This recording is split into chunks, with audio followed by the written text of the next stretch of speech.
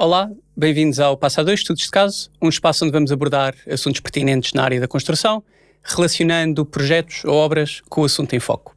O meu nome é Henrique Marecos e neste episódio vamos falar sobre as DDs, due diligences, diligências técnicas, conforme se queira chamar, e para isso temos connosco Miguel Gonçalves, gestor Olá. de projeto na AlphaLink. Olá, Miguel, tudo bem? Tudo bem. Tu estás bastante habituado a fazer DDs Pode-se dizer que sim. e por isso acho que és a pessoa certa para falarmos sobre este assunto. Por acaso ou não, a malta do Norte que tem vindo aqui, tu vives no Porto e estás nos nossos escritórios do Porto, Exatamente. e a malta do Norte tem falado muito sobre custos. Gostamos muito. Antes de mais, vale a pena explicar o que é uma DD, definir o que é uma DD, em especial uma DD feita na AlphaLink.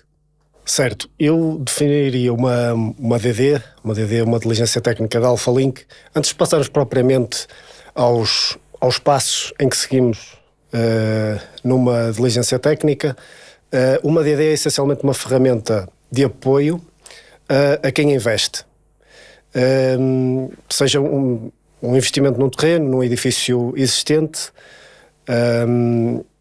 e precisa desse apoio inicial numa fase, muitas vezes, antes sequer da compra. Ou seja, numa fase em que se está a tomar decisões de compra, em que se está a montar business plan. E eu diria que há 3 perguntas que precisam de ser respondidas. Primeiro, o projeto que se pretende desenvolver é viável? Há algum alerta, algum red flag que salta à vista sobre o projeto que se pretende desenvolver? Qual é que será o investimento, qual é que poderá ser o custo daquilo que é o objetivo? E qual é que será o calendário macro do projeto que se pretende mais uma vez desenvolver? E eu acho que, de forma geral, definiria a DD desta forma. Portanto, é isso. Temos um cliente que está a preparar-se para comprar um terreno ou um edifício e encomenda então esta diligência técnica para se inteirar mais sobre os assuntos relacionados com o produto que poderá vir a construir naquele sítio. Isto, no final de contas, é um documento, é um relatório que se produz, certo? Certo. E que responde a essas tais questões que tu estavas a dizer. Para irmos assim com uma sequência lógica, quais é que são as etapas naturais de uma DD? Pronto, uma DD, normalmente, como estávamos a dizer, ela é feita, na maior parte das vezes, numa fase em que se está a tomar uma decisão de compra, mas por vezes a compra já foi feita e nós fazemos também a diligência técnica, que inclui muitas vezes a análise de plausibilidade de custos. Falando um bocadinho sobre os passos que nós costumamos seguir, eles são, eu diria que são quase, ou seja, a organização e a estratégia são bem definidos, não é? Portanto, há um momento de um kick-off com o cliente, a pessoa que pretende investir, para nos inteirarmos, para percebermos qual é o enquadramento, qual é que é o objetivo daquilo que se pretende vir a fazer. Depois há uma análise documental do data room que nos for disponibilizado. De seguida, sempre que possível, fazemos uma visita ao local, seja ao terreno ou ao edifício que já exista, e mais nestes casos é importante quando é um edifício que tem um estado de conservação relativamente bom, é importante, aliás, faz parte, temos que mesmo que fazer visita, a não ser que não seja mesmo possível. Sim. E fazemos esta visita depois da análise documental propositadamente. Porque quando conseguimos fazer uma análise daquilo que nos é disponibilizado de forma prévia, quando vamos ao local já vamos com o olho muito treinado. Já vais querer tirar dúvidas sobre isto confirma-se, não se confirma, é mesmo já assim ou não? Já aproveitamos a própria visita para tentar colmatar algumas questões que possam advir da análise documental. Posteriormente à visita, começamos a análise propriamente dita, ou seja, há uma análise urbanística, por assim dizer, ou seja, o que é que prevê de forma geral o PDM, percebermos se há alguma condicionante, alguma red flag àquilo que se pretende desenvolver. Relativamente ao licenciamento e tudo mais. Exatamente, por vezes temos já há processos que já têm um histórico forte de licenciamento, portanto, há toda uma análise desses elementos. Posteriormente passámos à análise de plausibilidade de custos, que iremos falar um bocadinho mais em mais concretamente. Profundidade. E incluímos também um calendário macro do projeto, com todas as suas fases, licenciamento, projeto. A forma como vemos que se possa desenvolver e quanto tempo é que demorará cada fase e na globalidade. Exatamente. Boa. Realmente o diferenciador aí eu acho que será a questão da análise de custos e vamos nos focar nisso durante algum tempo provavelmente, mas antes disso e indo por esta sequência lógica, temos essa fase inicial do processo que é perceber as informações que existem e analisar as informações que existem sobre o assunto. Há um nível que se possa dizer comum de informação? Depende de caso para caso? Como é que é isso? Sim, eu diria que depende de caso para caso e eu diria que podes ter os dois extremos. Podes ter processos onde temos muita informação, um histórico de licenciamento muito grande, projetos por vezes até já licenciados, ou seja, já numa fase muito avançada. E por vezes temos projetos onde sabemos onde é o terreno, qual é que é o edifício e que se pretende... Eventualmente o programa e que se pretende... Linhas gerais do programa. Temos umas linhas gerais, umas imagens e não muito mais do que isso.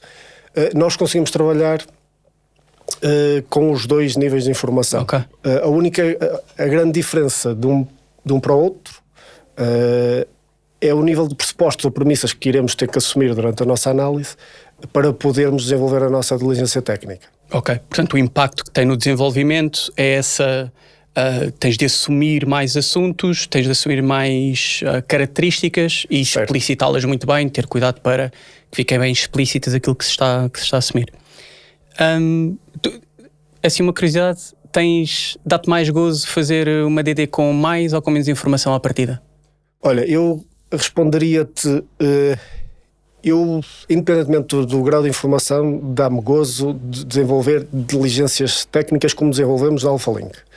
Como tu sabes, há diversos tipos de diligências técnicas que são feitas no mercado, algumas mais direcionadas para o jurídica, a nossa é mais direcionada para uma análise urbanística, uma análise técnica e uma análise de custo. Portanto, dá-me gozo fazer diligências técnicas, independentemente do grau de informação que nos possa chegar, porque é uma fase muito desafiante, em que tu tens que ser muitas vezes criativo. Sim, eu acho que é muito criativo.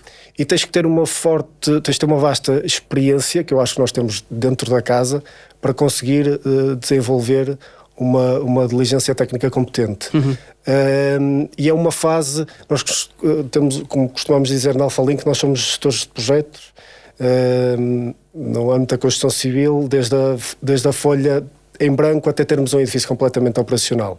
E estas diligências técnicas são muitas vezes feitas ainda nem sequer estamos a pensar propriamente na folha em branco, não é? Ou já estamos a pensar, mas numa fase muito preliminar em que ainda não sabemos se o projeto vai avançar ou não. Portanto, é muito gratificante fazeres uma diligência técnica e ainda mais gratificante quando o projeto prossegue, ou seja, quando nós passamos às fases seguintes, gestão de projeto e por aí fora até termos o edifício. Tu estavas a falar aqui da vertente criativa da DD, que também tem muito a ver depois com há aqui uma questão relacional, ou seja, tens também de conhecer bastante bem o cliente, perceber o que é que quer, não é? Certo. Para desenvolver a DD que responda exatamente àquilo que o cliente quer, tendo em conta o objeto que quer desenvolver. Não sei se me estou... Sim. Estou a ser claro. O criativa, como venho esclarecer, o criativa não estamos propriamente a dizer criatividade em termos do desenho arquitetónico. Certo. Não é isso. A criatividade eu poderia chamar uma criatividade um bocadinho técnica, de olhar para aquilo que é o objetivo do cliente, e já vamos à pergunta que me fizeste,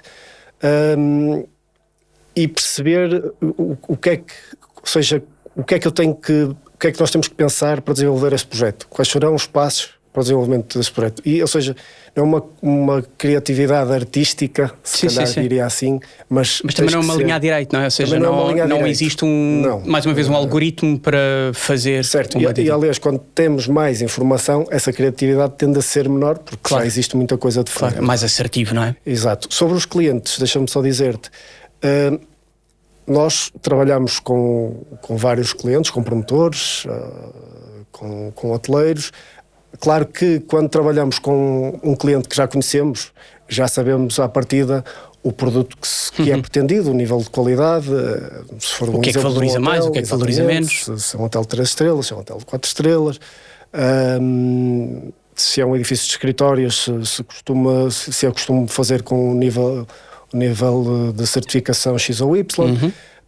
Quando não conhecemos o cliente, pronto, o briefing que eu referi inicialmente, do kick-off, tem que ser de certa forma mais intenso, porque temos que perceber exatamente qual é que é o objetivo do cliente que estamos a conhecer. E muitas vezes, quando são cadeias hoteleiras, também fazemos um bocadinho de pesquisa, não é? De tentar perceber o que é que aquela cadeia hoteleira tem como nível de qualidade e daquilo que costuma desenvolver. Certo. Boa, então estamos a aproximar agora da fase em que vamos falar um bocadinho mais sobre os custos, e das expressões que mais ouvimos e que mais nos perguntam é: então quanto é que isto custa por metro quadrado? É com base neste tipo de raciocínio que fazemos as nossas DDs, ou nem por isso? Não. Não, objetivamente não. Eu diria que muitas vezes não é propriamente uma pergunta, eu conheço alguém que fez um hotel, uma obra, um hotel por X euros o metro quadrado. E a nossa resposta quase imediata é: realmente poderá ser plausível que tenha desenvolvido um projeto nessa ordem de grandeza, mas o que se calhar se tem que perguntar é, primeiro, esse cálculo do euro ao metro quadrado foi feito com base em que área? Foi na área de construção? Que metros quadrados são esses? Na área de edificação, na área de implantação, na área do terreno? Não sabemos, não é? Tem caves? Tem caves, não tem caves, exatamente. E a segunda pergunta, que se calhar é a mais importante, portanto, de todas, é o que é que esse preço verdadeiramente paga? O que é que esse valor que estamos a falar, o que é que paga? Paga soft costs, não paga soft costs? Paga hard costs, e o mobiliário está incluído, não está incluído, o fit-out dos escritórios está incluído, não está incluído. E é aqui que normalmente esta conversa do eu conheço alguém que fez por X, ou diga-me lá mais ou menos quanto é que isto custa, começa a perder fundamento, e as pessoas começam a perceber que realmente é importante perceber rapidamente o que é que está e não está incluído para que consigas montar um business plan competente. Sim. Portanto, é uma frase um bocadinho vazia, é um valor vazio quando não se especifica o que é que está incluído ou o que é que não está incluído. Nós temos outra frase na Alphalink que tu conheces, que é: o preço das coisas depende daquilo que elas são. Eu espero que os nossos ouvintes também já conheçam. Os nossos ouvintes, isto é uma banalidade, na verdade, mas no cerne da questão é isto, não é? O preço das coisas dependem do que elas são, e é isto que estamos a falar. É uma frase simples, mas que muitas vezes as pessoas não... Muitas vezes as palavras, as frases simples ou essas banalidades dizem grandes realidades, e acho que é este o caso. Então, como é que é verdadeiramente a nossa abordagem na análise de custos numa DD? Eu se calhar falava primeiro ou seja, a grande diferença entre estimativa... Boa, vale a pena definir isso, sim. E plausibilidade. Sim, perfeito. Estimativa, quando nós estamos a falar de uma estimativa, estamos a falar de algo que implica... ou de um projeto, ou de algum elemento que esteja bem definido, ou seja, que haja uma definição forte por trás. Um exemplo que podemos dar, que rapidamente as pessoas percebem, é, por exemplo, esta cadeira que temos aqui. Se eu souber exatamente quais é que são as dimensões da cadeira, não é? Se eu souber que tenho este tecido almofadado, a cadeira até é confortável. Se eu souber que tenho 4 apoios, 3 apoios, se souber que os apoios são de madeira ou são de metal, se eu souber que a cadeira tem rodinhas, não tem rodinhas, aí nós conseguimos fazer uma estimativa, porque conhecemos à partida aquilo que se pretende custear. Certo. Outra coisa é dizermos, eu eu sei que quero construir uma cadeira, mas ainda não sei bem, sei que tenho mais ou menos estes pressupostos, mas ainda não sei bem, ou seja, não existe um projeto. E é por isso que nós falamos é plausível desenvolver um projeto ou desenhá-lo dentro de X valor, ou de X intervalo. Porque é preciso assumir uma série de pressupostos e premissas que não estão definidos à partida. Ou seja, partimos ou seja, não existe. É a parte da criatividade técnica que falávamos inicialmente. Certo. E eu acho que é importante perceber, porque às vezes somos muitas vezes questionados, o que é isto da plausibilidade? Ou isto não é uma estimativa, não é um orçamento? Não. A resposta é esta. Nós não conseguimos estimar uma coisa que não conhecemos à partida. E, portanto, temos este exercício de dizer que é plausível, considerando determinados pressupostos. Portanto, a estimativa é dizer uma cadeira deste tipo pode custar à volta de 80 euros, sei lá. Certo. Mas é isso, é plausível que se desenvolva uma cadeira deste género. Quer dizer, dando as definições, podes ter aqui um intervalo de valores enorme, não é? Há cadeiras que custam 50 euros, há cadeiras que custam... Depende do nível daquilo que for definido, e daí nós termos que assumir alguns pressupostos para dizermos, olha, mediante aquilo que foi o nosso enquadramento, eu acredito que é plausível que tu consigas desenhar. Estamos a falar do exemplo da cadeira, não é? É isso que se faz, que é defines vários pressupostos para o projeto que se vai desenvolver. Exatamente. E começas a dar valores de forma um bocadinho mais específica. Aprofunda o que é que fazemos exatamente. Como é que nós atualmente fazemos uma análise de plausibilidade de custos na AlphaLink? E agora, se calhar, vou ser um bocadinho técnico, espero não ser demasiado. Aquilo que nós fazemos, em termos de análise de plausibilidade de custos, nós desenhamos, salvo melhor expressão, não é propriamente desenho, 2 cenários. Cenários teóricos, um cenário teórico reduzido e um cenário teórico elevado. De custo reduzido e um de custo... De custo reduzido e de custo elevado, exatamente.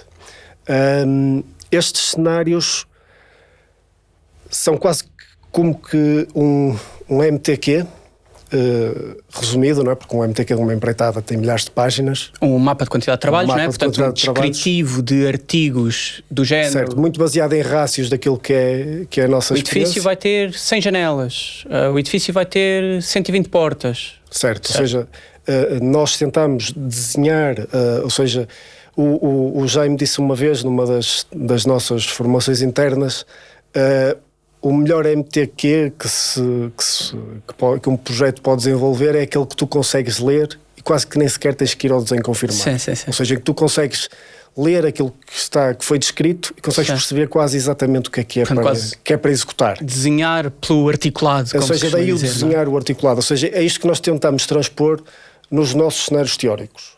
Ou seja, quando nós estamos a desenhar esse cenário, a ideia é que quem vai analisar, quando tu estás a ler esse cenário, tu consigas perceber qual é que foi a nossa abordagem em termos daquilo o que é que nós pensamos para desenvolver o tal cenário de custo. Crias um modelo mental que é descrito por aquele MQT. Perfeito.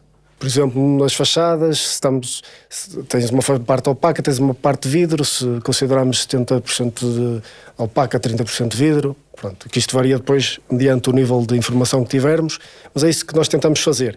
E o que é que diferem estes 2 cenários teóricos? O cenário teórico reduzido é um cenário com uma baixa probabilidade de acontecer, onde há muito pouca liberdade arquitetónica e em termos de soluções das várias especialidades. Portanto, soluções mais simples. Soluções mais simples e muito baseadas no custo. Não é? Ou seja, não há liberdade para um sistema, sendo mais uma vez um bocadinho técnico, se calhar num cenário reduzido não tens a possibilidade de pensar num cenário vou escolher a 2 ou 3 tubos. Não, ou seja, a decisão é baseada sempre no custo, na solução mais económica, não propriamente na funcionalidade. E nesse cenário reduzido, para concluir, ou seja, a capacidade de tu absorveres imprevistos durante a fase de obra também é mais reduzida. Por outro lado, temos outro cenário, poderíamos chamar 2 cenários extremos, que é o cenário elevado, onde já tens uma maior liberdade arquitetónica, uma maior liberdade de explorar soluções técnicas mais robustas, mais evoluídas digamos assim.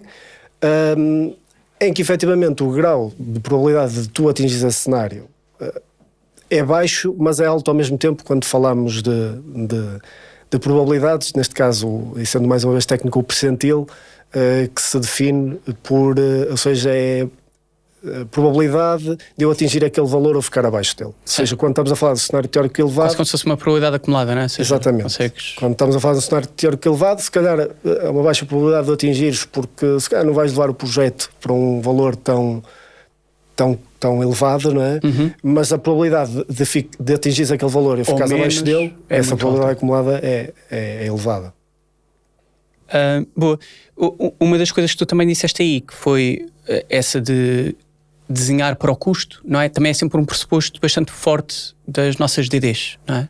Temos assim quase uma página onde explica o que é isto de desenhar para o custo, e um dos pressupostos é, sim, a equipa projetista vai desenhar tendo em conta o objetivo. Um objetivo de custo, sim. Ou seja, nós costumamos dizer que um dos momentos onde nós medimos o nosso sucesso na fase de gestão de projeto é à boca do concurso, não é? Nós fazemos muito essa gestão baseada no objetivo de custo que é traçado e que passamos desde cedo às equipas de projeto. Deixa-me só concluir aquilo, ou seja, a parte do custo, ou seja, temos o cenário teórico de custo reduzido e o cenário teórico elevado. O que nós fazemos a partir daí, utilizamos a curva de distribuição normal como aproximação e desenvolvemos uma curva de distribuição de custos. E aquilo que é o nosso output atualmente nas nossas diligências técnicas em termos de custo é nós damos um intervalo de valores em que nesta curva de distribuição de custos tens um custo central, ou seja, isto é uma curva de distribuição que utiliza a média e o desvio padrão, distribuição normal, não é? E pode-se dizer que à esquerda desse custo central são cenários mais agressivos, por assim dizer, onde a liberdade de tu alterares projeto, de acomodar imprevistos, diminui à medida que tu te aproximas do lado esquerdo. Contrariamente, quando tu te aproximas do lado direito da curva, são cenários mais protegidos. Isto, eu considero que isto é uma ferramenta brutal para quem decide, porque tu de repente tens um output onde tu podes estar a montar o teu business plan e podes decidir se vais definir um cenário mais reduzido e podes defini-lo, mas sabes que a consequência é essa que estávamos a referir, ou seja, vais ter que se calhar desenhar mais à base do custo e não propriamente, não vais ter uma liberdade tão grande de estudar soluções. Tentando traduzir assim se calhar num parágrafo, não sei se consigo também. Eu acho que é possível. Mas sou capaz. Basicamente, o resultado desta análise de custos não é um número fechado, não é? Certo. Para construir esta curva de distribuição, tu defines um cenário de custo baixo, um cenário de custo alto, fazes então a curva de distribuição normal, onde dizes existem infinitos projetos que podem ser desenvolvidos. Exatamente. E que podem custar X, Y, Z, o que quer que seja. Tu depois defines 3 ou 4 valores objetivo que têm por base uma data de pressupostos, como por exemplo, para este custo mais agressivo não vamos poder estar a escolher produtos demasiado complexos ou demasiado desenvolvidos, vão ter de ser tudo decisões com base... À base do custo. Ou seja, é tudo, quando estás a decidir, a primeira pergunta é quanto é que custa. Sim. Não é, mas eu acho que fica mais bonito, não tens essa possibilidade. E portanto sim, o output que damos neste momento é muito essa ferramenta em que quem está a montar o business plan pode decidir, ok, eu preciso desenvolver um projeto com uma maior liberdade e portanto vou-me posicionar mais neste cenário. Ou então não vou ter capacidade para desenvolver. Ou então não tenho capacidade, ou só se torna interessante e eu avançar com esta aquisição se eu conseguir desenvolver um projeto mais agressivo. Eu acho que são as duas perspectivas aceitáveis. Certo. São formas diferentes de decidir. Também existe agora um projeto de desenvolvimento aqui dentro da AlphaLink sobre se esta curva de distribuição normal é a mais adequada. Sim, temos a Catarina connosco, que está a desenvolver a sua tese connosco nesse âmbito. Ou seja, aquilo que nós estamos a tentar perceber é se a curva de distribuição normal é aquela que nos dá a melhor aproximação e os melhores resultados que nós queremos obter. Já temos dados muito interessantes, como tu sabes. Portanto, aquilo que temos atualmente já nos dá uma boa base, mas como na AlphaLink estamos sempre a inovar e estamos constantemente a evoluir, e temos esta tese que está a ser desenvolvida para perceber exatamente se é a curva de distribuição normal ou se há outra distribuição que nos possa ajudar a descrever melhor e a dar um output ainda mais robusto a quem nos procura. E tens achado que os clientes, ou seja, quando se faz a DD, tipicamente depois temos uma reunião com o cliente para explicar as conclusões e o desenvolvimento. Esta forma de apresentar o custo é útil? Eu acho que ela está a ser bem recebida. É normal que tenha alguma fase em que tu tenhas que explicar isto que estamos aqui a falar, mas a partir do momento em que tu explicas o raciocínio, como tu resumiste há pouco, as pessoas percebem aquilo que tu estás a dar, porque é diferente tu dizes, olha, tu podes desenvolver um projeto que vai custar X, ou dar-lhes a ferramenta para decidir. Certo. Pois, mas o meu business plan, tu dizes que se calhar eu preciso de 10 milhões, mas eu no meu business plan só cabe em 9. E portanto, se calhar temos que olhar em fase de projeto um bocadinho para o design to cost, não é? Como nós, uma expressão passando do estrangeirismo, focado se calhar mais em decisões sobre o custo e não com menos liberdade.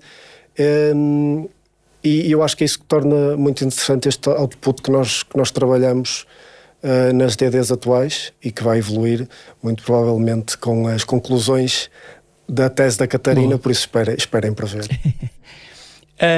Costumamos fechar o Passo a 2 com uma recomendação relacionada com o tema.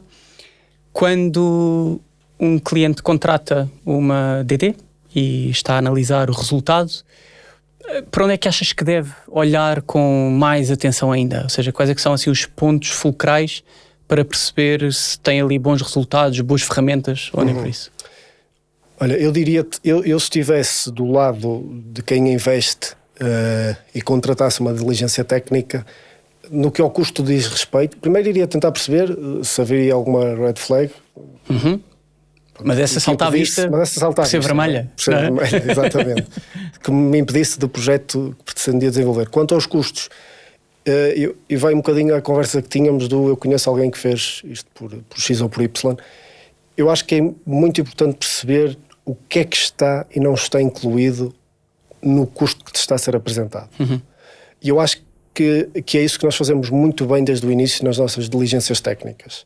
O que permite a quem decide saber que o custo que está a introduzir no seu business plan paga soft costs, hard costs, aquilo que é suposto pagar. Aquilo que é suposto pagar. Ou seja, eu diria que se estivesse lá de lá, uma das primeiras coisas que eu iria perceber era se estava claro o que é que paga o custo que me estão a apresentar. O que é que paga, o que é que não paga. Não é? Certo. Boa. Muito obrigado pela partilha da experiência. Obrigado eu. Espero que a conversa tenha sido útil para quem nos acompanha. Foi o Passo a 2, estudos de caso, as DDs.